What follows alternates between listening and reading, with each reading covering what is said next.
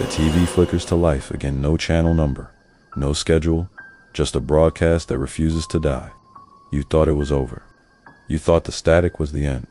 But tonight, the signal comes crawling back, pulling you deeper than before. The newsroom is gone. The anchors vanished. All that's left is a voice that knows your name, your shadow, your secrets. This isn't the weather anymore. This is a forecast for your soul. Stay tuned if you dare. Because once the crawl begins, there's no muting it, no looking away, and no one who watches will ever be the same. The last weatherman, the forecast. The news opens the way it always does, with that cheery jingle that has been running for decades. Polished anchors, perfect hair, white teeth. Behind them, the skyline glows in a pre-recorded loop, not live, but familiar enough to keep the illusion steady. On the ticker below, words scroll endlessly. Shelter in place, extended. Convoy routes closed. Curfews enforced. None of them mention it aloud. Their smiles remain fixed, their voices light, until, with a breath of relief, the lead anchor pivots to the weather. And now, she says, her hand trembling almost invisibly on the desk, the forecast with he's already there. No transition, no theme music. Just the weatherman standing in front of the chroma wall that is no longer green. Behind him, the map of the nation has shifted into a palette of wrong colors. Charcoal where mountains should be, bruised purple clouds spreading across the plains, and coastal waters rippling with an oily rainbow sheen. The camera holds too long, as if no one in the control room is really controlling it anymore. "Good evening," he says. His voice is calm, measured like a school teacher speaking to restless children. The microphone picks up the sound of his throat swallowing dry. "Let's look at your next 72 hours. The radar begins to animate by itself. A smear of static blooms in the west and creeps eastward, slow pulses like ink spreading through paper. He does not wave his hand with his usual eager flourish. He simply raises a pale finger, steady and deliberate. This is not a typical frontal boundary, he explains.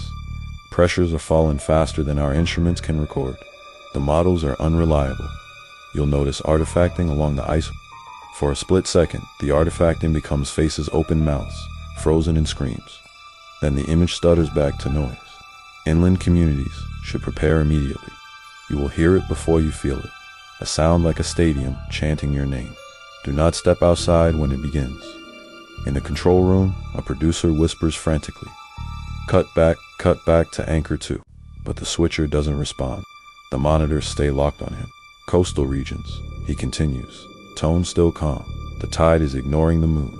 Clouds will no longer form above you, but from the ground up. The dew point will rise because the moisture is not from the air. It is from you. The anchor beside the camera mutters, "Kill his mic." Nothing happens.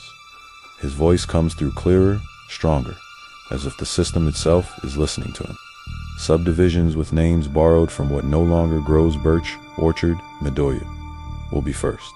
Your cul-de-sacs will bend, street lamps will hum. Dogs will refuse the threshold. Listen to the dogs. The radar zooms in, too far, too detailed. Not states, not counties, streets, houses, windows. For one breathless instant, the camera shows your street, your window, then it jerks back, like static snapping a rubber band. For agricultural belts, he says, your fields will ripple as though in wind, but there will be no wind. If you stand among the crops, you will feel hands. They will not let go easily. He raises the useless clicker in his palm, then lowers it. The map congeals into a bruised black shape across the entire continent. All detail disappears, rivers and highways vanishing into a single void. I know many of you are expecting a 5-day outlook, he says softly, almost apologetic. We no longer recommend plans beyond sunrise. Choose hearing over sight. And when forced to choose between hearing and believing, choose neither. The hum begins beneath his words, so faint you think it might be your own appliances. He lifts his finger again. The hum cuts off. He lowers it. The hum returns. You will be tempted, he warns, to look out the window, to answer the knock, to believe the familiar voice. But the pressure gradient carries memories on its back. It will sound like family. It will look like neighbors. You must not answer. The anchors shift uncomfortably. One begins to stand, but the camera refuses to cut away. The weatherman is the only image. His suit darkens for a moment, heavy and damp, as if he's been walking through rain that doesn't yet exist. His final words are whispered like a confession. Stay where you are. Lock every interior door. Lay towels along the base. Place the phone face down. When it knocks, count to 100. If it still knocks, it was never a person. He smiles, then small, broken, sorrowful. The kind of smile given before a funeral begins. The mat behind him swallows into total black, and for one heartbeat too long, you feel like he is staring directly into your living room. The last weatherman, the signal. The screen does not fade to black. It holds, as if frozen, on the weatherman's pale face and the void stretching behind him. But when the static finally breaks, it isn't the anchors that return. It isn't even the studio. The camera is somewhere else. It's as if a live feed has been spliced in from outside the station, from a place not meant for television. The picture is grainy, washed in yellow sodium light, the kind that buzzes in parking lots at 3 in the morning. The camera tilts, sways like it has been left abandoned on a tripod. In the distance, a siren moans. Not the clean wail of an ambulance. This one drags too long, then cuts off too short. It rises again, distorted, like a voice trying to imitate machinery. A caption appears on the screen, not from the network. The font is crooked, uneven, letters misaligned like ransom notes. Signal unstable, do not adjust. A shape walks into frame. For a moment, you think it's a bystander, someone who stumbled into the wrong place. But then the camera autofocuses, and you realize it's him, the weatherman. He's no longer in the crisp studio suit. His collar is undone, tie hanging loose. His hair, once perfect, clings damp to his forehead. His eyes glint, as if catching a light you cannot see. He raises his hand, slowly, as though addressing a classroom again. The siren dies, mid-screech. The parking lot is silent, except for the soft hiss of the feed. I told you to stay inside, he says, voice heavier now, drained of the professional polish. But some of you didn't. I can see you. The camera pans, uncommanded, sweeping across empty asphalt. At first, you think he's wrong. There's no one there. But then the lamplight flickers, and for a blink, dozens of silhouettes stretch long and thin across the pavement, even though no bodies cast them. They gather where the lights hum, he explains, words almost gentle. They preferred the places that pretended to be safe. Grocery lots, school gyms, gas stations, with signs that never turned off. If you hear the hum, don't stop. The hum is their heartbeat. A long crackle. The video distorts, frames doubling, colors bleeding into wrong shades. When the picture clears, the weatherman is closer, standing nearly nose. His pupils are too wide, swallowing the irises whole. You want numbers? He asks. Here are your numbers. .6 knocks before dawn. 3 minutes of silence. After the hum, one neighbor who is not your neighbor, and one final broadcast. That's all. He leans back, eyes scanning the dark edges of the lot. His voice drops lower. Listen. At first, it's silence. Then faint, carried on a wind the microphone should not pick up, comes a sound like chanting. A crowd, far off, repeating the same word over and over. You can't make it out at first. Then you realize it's names. Your name. Over and over, stretched into unnatural syllables. The weatherman lowers his head. The signal follows blood. Once it says your name, you don't have long. They will try to speak it inside your walls. If you answer, he cuts himself off. His lips tremble. Do not answer. The feed shudders. The captions crawl across again. Seek lower ground. Do not trust echoes. He steps backward, almost melting into the shadows beyond the sodium glow. The siren whimpers back to life, weaker this time, like a record slowing to its last spin. The camera lingers on the empty lot until static blooms once more. Then the anchors finally return. Their smiles are gone. One of them is sobbing silently, shoulders shaking. The other stares blankly into the teleprompter, eyes wide, mouth unmoving. The ticker rolls on, unbothered, words crawling beneath their silence. Power Consolidation Zone 4, all windows covered.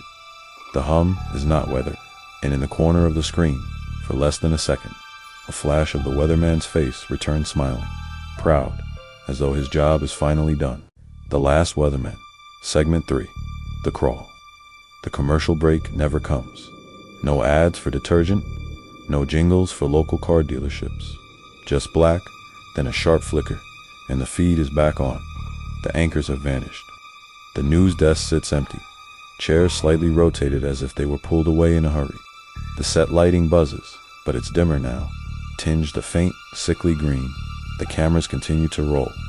Then, across the bottom of the screen, the ticker begins again, not in neat, scrolling sentences. This time, it stutters, repeats, glitches backward before continuing. If you see your shadow move, do not follow it. If you see your shadow move, do not follow it.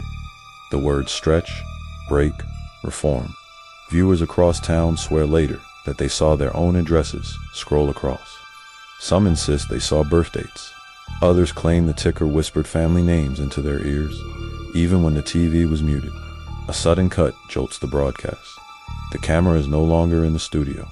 It's somewhere underground, pale walls, concrete sweating with moisture, a basement or bunker, lit only by a dangling bulb swaying slightly, as if something brushed past. The camera view shakes, handheld now, lens catching dust particles like falling snow. The weatherman returns. His shirt sleeves are rolled to the elbow, tie missing entirely. His face is blotched with sweat, but his voice is calm. To calm, you're still watching, he says, almost tender. Good, that means you've survived the first hours. But surviving the night is not the same as surviving the dawn. The bulb flickers. Each time the light dies, something seems to stand behind, him taller, boneless, shifting closer before vanishing. When the bulb steadies, they crawl at the edges of your sight, he continues. You won't hear them. You won't even know they're there. But they've been here longer than us. This broadcast isn't mine anymore. It belongs to them. I am just the mouthpiece. His lips curl upward in what could be mistaken for a smile, but the expression doesn't reach his eyes. The ticker jolts alive again, crawling beneath his speech. Keep your hands closed. They count fingers. If they reach 5, you are chosen. The weatherman pauses, tilts his head, listening to something unheard. His eyes dart to the bulb overhead. Do you hear it? The bulb hums, louder now, vibrating the frame. The noise grows until the microphone distorts. Then, from somewhere out of view, a scraping begins like fingernails dragging along the walls. He presses his palms flat to the desk before him. His voice lowers to a whisper. The hum is the doorway. When it grows too loud, they will come through. Do not count with them. Do not let them finish. The camera glitches. Frames skip, reality itself bending like melted film. For 3 seconds, the weatherman's face is gone, replaced by something that has his suit, his posture, but not his skin. The thing looks into the lens with a mouth too wide, teeth stacked like broken glass. When the picture writes itself, the weatherman is back, though his tie is now knotted tight again, as if it had never been missing. You don't believe me? He says, voice smoothing back into professional cadence. I see it in your faces, but that's fine. Belief won't save you, only silence will. Remember that when the crawl begins. The bulb overhead bursts, plunging the basement into darkness. Only the glow of the ticker remains. Close your eyes. Do not watch the rest. Then static. A full minute of roaring static. But the signal doesn't end there. When the picture reforms, it's no longer a studio, nor a bunker, nor a parking lot. It's your own living room, staring back at you through your television. And in the reflection of the TV glass, just over your shoulder, something moves. This is Whispers Between Worlds. We upload horror daily.